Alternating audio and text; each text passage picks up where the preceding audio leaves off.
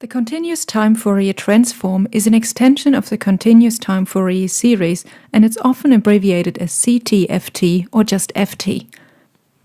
To better understand the connection between the Fourier series and the Fourier transform of continuous time signals, let's start by looking at the equation for the continuous time Fourier series. The periodic continuous time signal x of t can be expressed as an infinite sum for n equals minus infinity to infinity of complex exponentials of the form e to the j n omega 0 t, where omega 0 is the fundamental frequency of the signal. So those are complex exponentials with frequencies which are multiples of the fundamental frequency omega 0s, and those complex exponentials are weighted with factors dn. The weighting factors dn are obtained by the formula 1 over t0, where t0 is the fundamental period, times the integral over one full fundamental period t0 of the signal x of t times the complex exponential e to the minus jn omega 0 t dt. Keep in mind again that this only works for periodic signals with fundamental frequency omega 0. Remember that if we have a pulse train like this, which is a periodic signal, the Fourier series coefficients dn are given by this sinc function. The coefficients dn are indexed by n, which is of course the same n, and dn, which we find in the formula for x of t.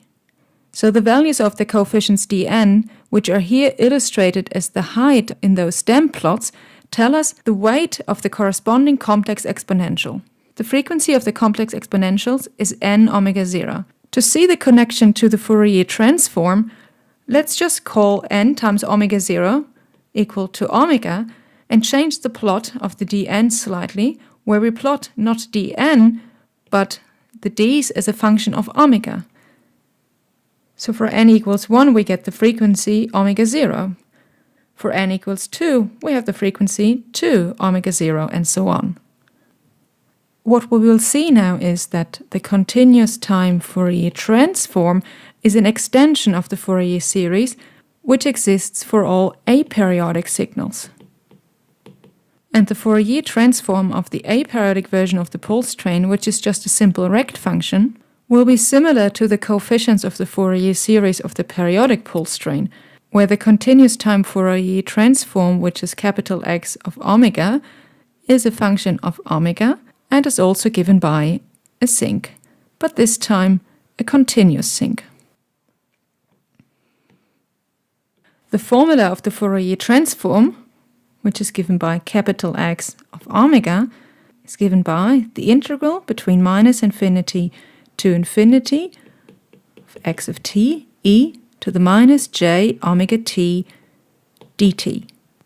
So instead of evaluating the integral over just one period, as for the continuous time Fourier series, now the integral is evaluated from minus infinity to infinity.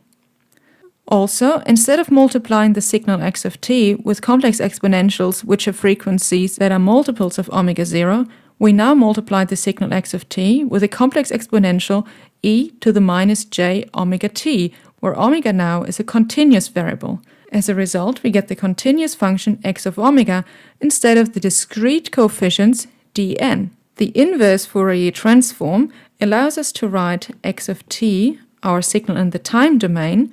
as 1 over 2 pi times the integral of minus infinity to infinity of x of omega e to the j omega t d omega. Note again the similarities and differences between the Fourier series and the Fourier transform. For the Fourier series, x of t was expressed as an infinite sum, where for the Fourier transform, x of t is expressed as an infinite integral. Complex exponentials in the Fourier series expression again have frequencies that are multiples of the fundamental frequency omega 0, where for the Fourier transform it's just e to the j omega t, where omega is a continuous variable. And the complex exponentials are valued by the coefficients dn for the Fourier series and by the Fourier transform x of omega for the Fourier transform expression. Let's calculate the Fourier transform of the simple example where x of t is a rectangular pulse of continuous time t with width tau, where we have a rectangular pulse centered around t equals 0, which takes the value 1 for times between minus tau half and plus tau half. Using the formula for the Fourier transform, we know that x of omega is given by the integral between minus infinity and plus infinity of x of t times e to the minus j omega t dt. Since x is our rectangular function, this is equal to the integral between minus infinity and plus infinity times the rect of time t with width tau times e to the minus j omega t dt.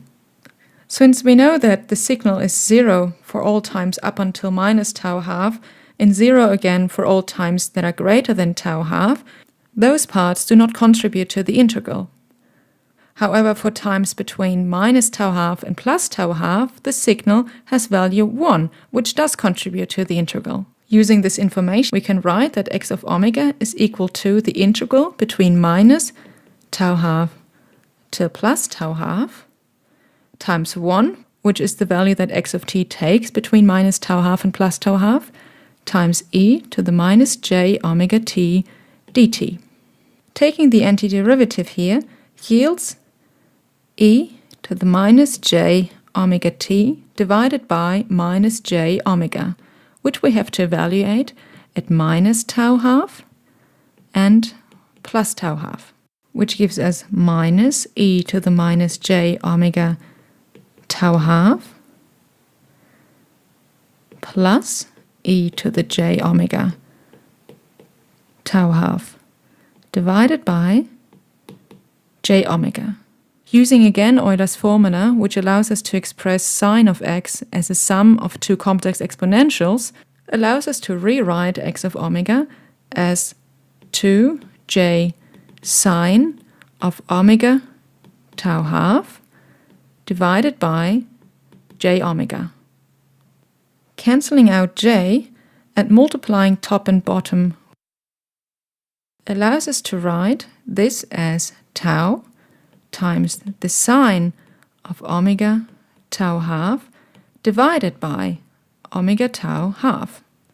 which again has the form of sine of an argument divided by the argument,